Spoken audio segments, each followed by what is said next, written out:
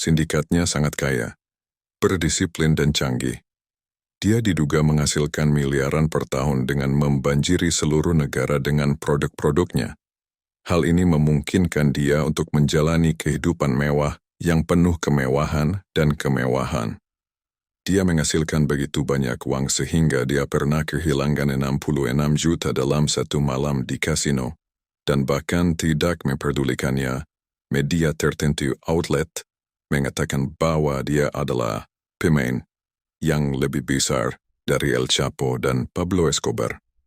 Jika itu semua benar, apa yang dia lakukan sendirian di bandara di Belanda ini adalah kisah tentang Sir Shilop yang lahir di tahun 1963 di kota Guangzhou, China, kemudian dijual pindah dari Guangzhou ke Hong Kong, di mana ia akan menjadi bagian dari triad yang disebut anak lingkaran besar, atau geng lingkaran besar. Triad yang pernah dibentuk oleh mantan anggota pengawal merah, kelompok paramiliter yang didirikan oleh Mao Zedong. Nama geng lingkaran besar diduga berasal dari gambar lingkaran di peta yang menunjukkan di bagian Tiongkok mana mereka beroperasi. Anak laki-laki lingkaran besar dengan cepat menyebar ke kota-kota di Kanada. Dan pada tahun 1988, mereka mengikuti tuntutan tersebut pada usia 25 tahun dan pindah ke Kanada juga. Dia mulai tinggal di Toronto dan bersama dengan gengnya, dia fokus membawa pengiriman heroin dalam jumlah besar ke Amerika Serikat. Pada bulan Oktober 1997, kehidupan Pak Shilop berubah drastis. Dia sering melakukan perjalanan kembali ke Hong Kong untuk urusan bisnis meskipun selalu beroperasi di bawah radar. Berkembang sangat cepat sehingga mereka menarik perhatian penegak hukum di Amerika Serikat dan anggota geng lainnya. Dianggap bertanggung jawab atas membanjirnya heroin ke negara tersebut. Pihak berwenang di Hong Kong menangkap kata Shilop sesuai permintaan Amerika Serikat dan segera diekstradisi. Dia mengatakan dituduh melakukan penyelundupan narkoba skala besar di Amerika Serikat dan semua tanda-tanda menunjukkan dia akan mendapatkan hukuman seumur hidup. Tapi kemudian benar-benar tak terduga dia berhasil mendapatkan hukuman hanya 9 tahun penjara. Telah mengatakan di pengadilan bahwa dia telah belajar dari pengalamannya dan sangat menyesali tindakannya. Dia membagikan rencana masa depannya bahwa dia ingin membuka restoran dan tetap berada di sisi hukum lagi selama sisa hidupnya.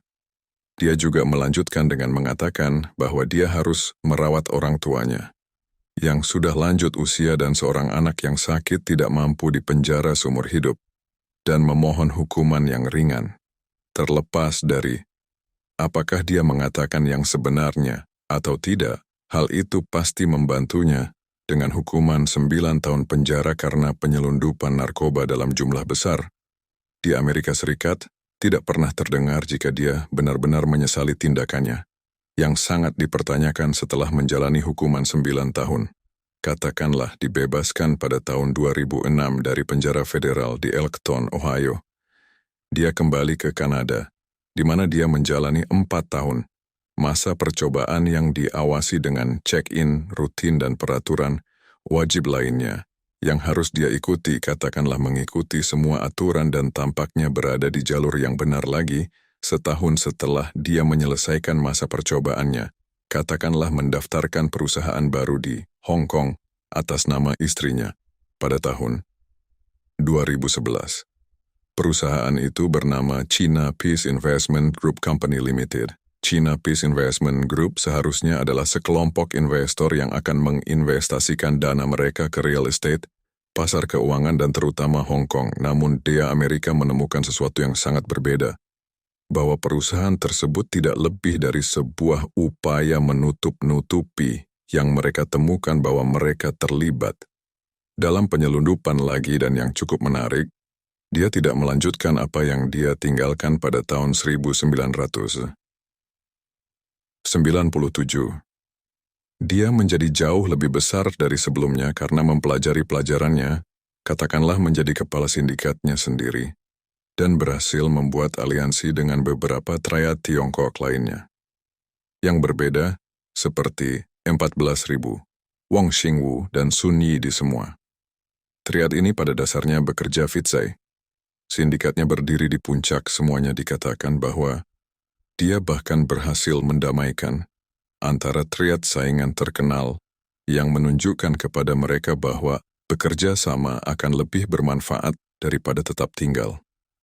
Musuh satu sama lain mengatakan bahwa organisasi tersebut kemudian dikenal sebagai Sindikat Samgor atau perusahaan tai tahu, bahwa beroperasi dalam diam adalah perseteruan terbaik yang menyebabkan perhatian yang tidak diinginkan dan perhatian buruk bagi bisnis.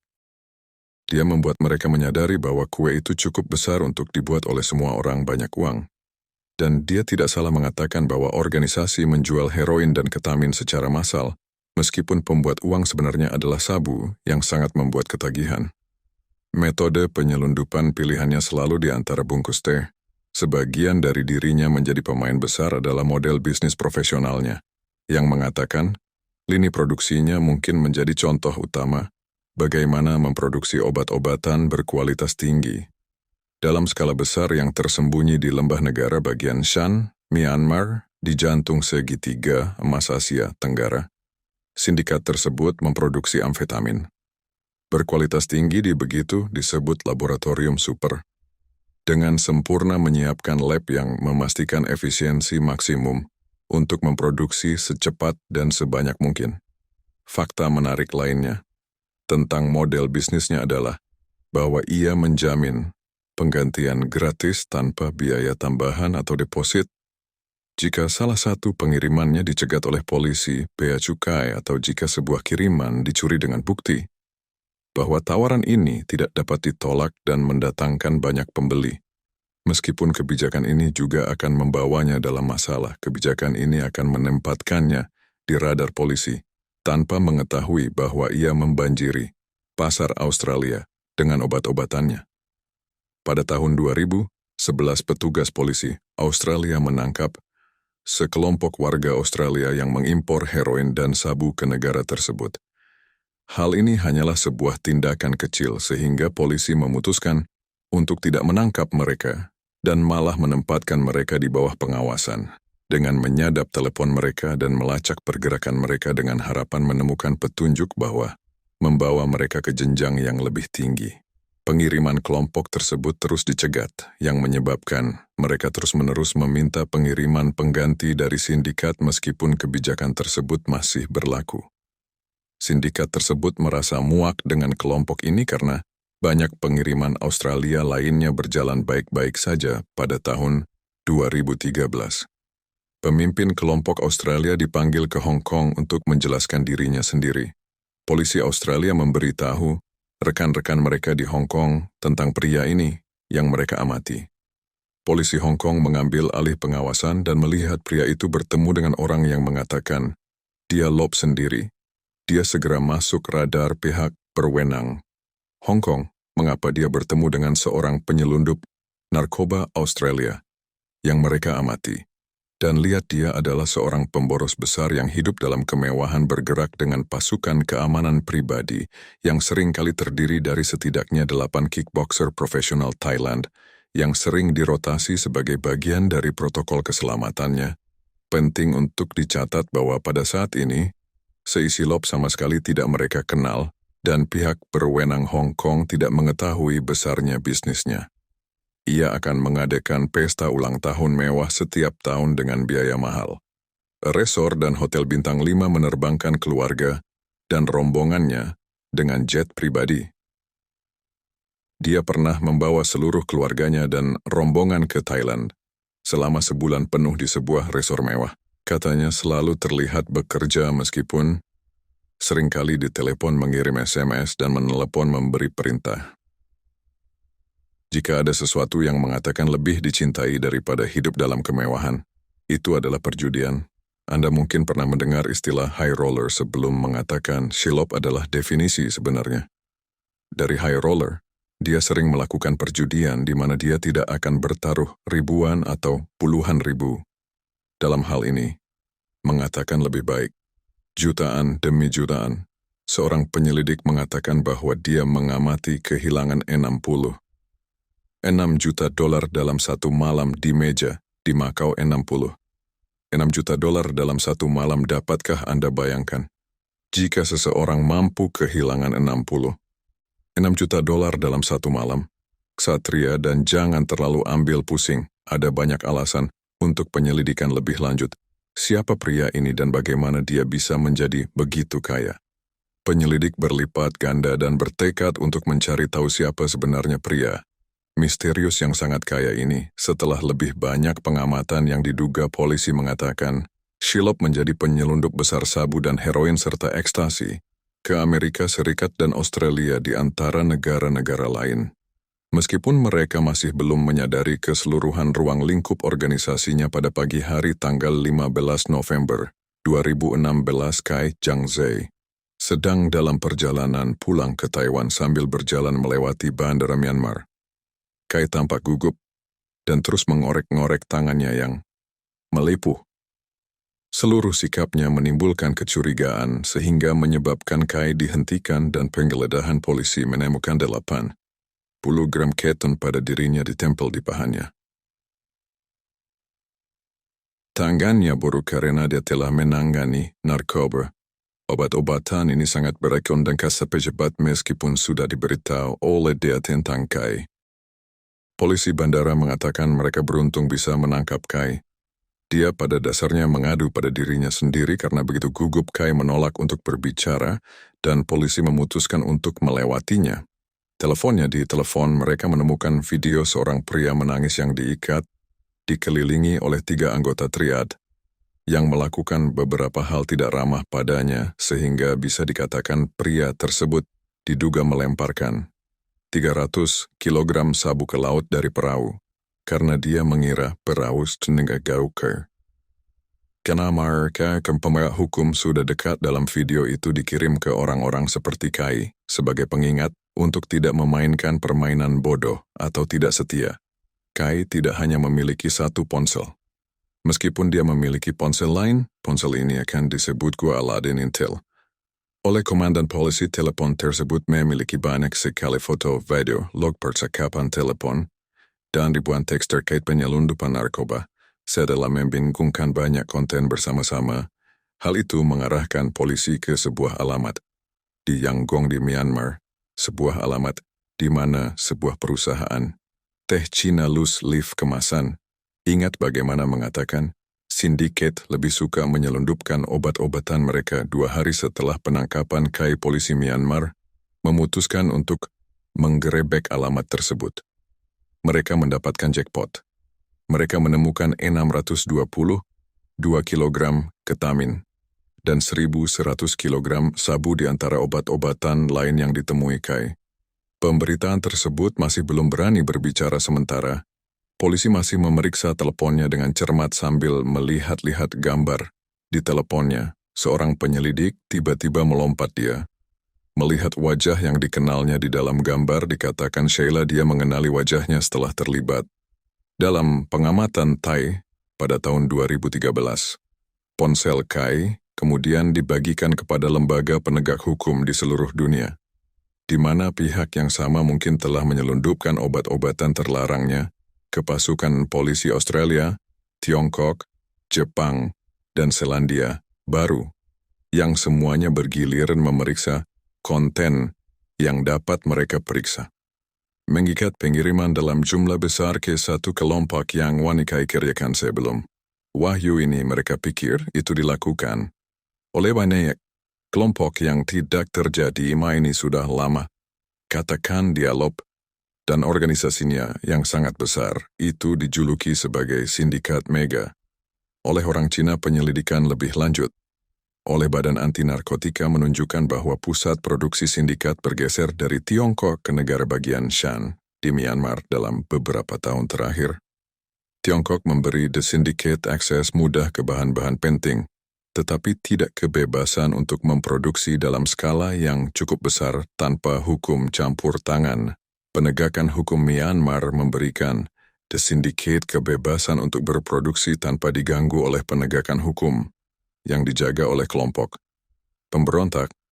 Mengatakan Syndicate memiliki kebebasan tertinggi untuk memproduksi bahan-bahan di sana, dan para pekerja dijemput dengan SUV kelas atas dan dibawa ke fasilitas mereka. Semua orang tahu apa itu terjadi, meskipun tidak ada yang membicarakannya, karena hal itu akan membawa Anda pada bahaya yang serius, dan Anda tidak ingin menentangnya. Katakanlah Shilop, pasar retail Met di Asia Pasifik diperkirakan bernilai 30,3 hingga 61,4 miliar dolar per tahun dengan biaya yang sangat besar, relatif rendah, tidak membutuhkan banyak tenaga kerja, dan harga per kilo yang tinggi pendapatannya luar biasa tinggi.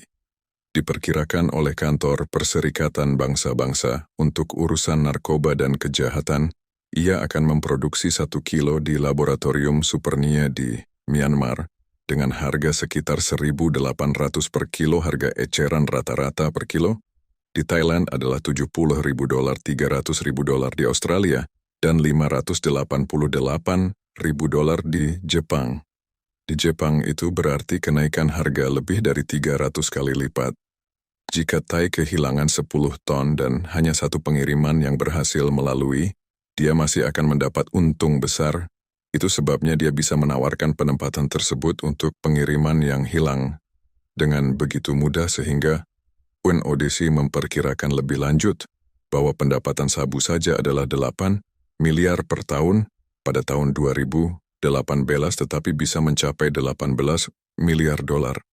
Sindikatnya juga akan memiliki 40 hingga 70 pangsa pasar grosir. Jumlah tersebut tidak masuk akal jika dibiarkan begitu saja. Para ahli telah membandingkan sindikat tersebut dengan kartel Amerika Latin, yang menyatakan bahwa sindikat tersebut sama besarnya atau terkadang bahkan lebih besar dibandingkan dengan El Chapo, atau mungkin Pablo Escobar, mengatakan Jeremy Douglas, perwakilan Asia Tenggara dan Pasifik untuk kantor PB yang menangani narkoba. Kata kingpin sering dilontarkan, tetapi tidak ada keraguan bahwa kata tersebut berlaku di sini dibandingkan dengan kartel Amerika Latin, yang mengatakan bahwa sindiket beroperasi secara transnasional. Kata itu sangat kaya. Disiplin dan canggih seperti yang disebutkan sebelumnya mengatakan, telah melakukan pekerjaan yang sangat baik dalam menunjukkan kepada orang lain bahwa ada banyak uang yang bisa dihasilkan untuk semua orang. Mereka juga menyediakan pasar narkoba yang lebih besar dan tersebar dan bekerja sama dengan beragam kelompok kejahatan lokal, sehingga mengurangi wabah yang tidak terkendali. Mereka berfungsi seperti global perusahaan dengan efisiensi yang mulus, dan pejabat anti narkoba mengatakan para ahli juga membandingkan dengan persona misalnya El Chapo atau Pablo Escobar, untuk mengatakan dialog di mana El Chapo dan Pablo sangat terkenal dan sangat kejam, mengatakan itu bijaksana dan tidak diketahui menurut Anda. Apa dia lebih besar dari El Chapo atau Pablo Escobar? Beritahu saya di komentar. Saya ingin tahu pendapat Anda. Mengatakan dia juga mengalami kesulitan pada bulan Februari 2018. Salah satu laboratorium supernya di Myanmar digerebek oleh polisi. Lebih dari 200.000 liter bahan kimia disita serta 10.000 kilogram kafein dan 73.550 kilogram natrium hidroksida, semua zat yang diperlukan untuk produksi pada tahun yang sama. Beberapa anggota seniornya ditangkap. Selain penangkapan tersebut, laboratorium kecil yang digunakan untuk bereksperimen dengan resep baru juga digerebek. Yang lebih parah lagi, penyitaan kiriman obat-obatannya juga meningkat secara signifikan, sementara harga obat-obatannya turun. Namun hal ini tidak bisa dikatakan jika dia tidak menemukan cara baru untuk menyelundupkan obat-obatannya. Dia akan mengubah rute pengirimannya dan bahkan mulai mengerahkan gerombolannya dari orang-orang Laos yang akan membawa 30 kilogram obat-obatan terlarang di dalam ransel melintasi perbatasan untuknya. Namun, penegakan hukum di Australia memanas setelah hari ini dan ingin menangkapnya sesegera mungkin. Mereka sudah selesai membanjiri negara mereka dengan obat-obatan terlarang selama bertahun-tahun. Pada akhirnya, mereka mencari mengatakan dirinya sadar bahwa dia sedang diburu dan dipindahkan dengan hati-hati, yang membuatnya semakin menarik bahwa entah dari mana tersiar kabar bahwa salah satu gembong terbesar di dunia diistirahatkan di Bandara Schiphol Amsterdam di Belanda. Pada tanggal 22 Januari 2021 apa yang dikatakan salah satu gembong terbesar di dunia yang dilakukan di Bandara KK sebagai penumpang reguler. Dia ingin naik penerbangan dari Taiwan ke Kanada. Dan singgah di Amsterdam, sayangnya dia tidak bisa sampai ke sana. Kanada lagi mengatakan berjuang melawan ekstradisi ke Australia, tetapi masih dikirim ke sana pada bulan Desember 2022. Banyak pertanyaan muncul. Ketika saya membaca ini, mengapa dia mengambil penerbangan reguler ini sendirian dengan persinggahan dia? Seharusnya memiliki cukup uang dan kekuasaan untuk mengatur hak jet pribadi. Sementara jawaban atas pertanyaan-pertanyaan ini, kita mungkin tidak akan pernah tahu setelah ditangkap sekali dan dilepaskan dengan mudah. Sepertinya Tai siap melipat gandakan upayanya untuk menjadi pemain utama dalam bisnis narkoba. Dia memprofesionalkan bisnisnya dan menghasilkan miliaran dolar untuk dirinya sendiri. Dari semua cara yang mungkin untuk mengakhiri kisahnya, tidak ada seorang pun yang mengira kisahnya akan terjadi di Bandara Schiphol di Belanda ketika dia bersiap-siap untuk singgah ke Kanada.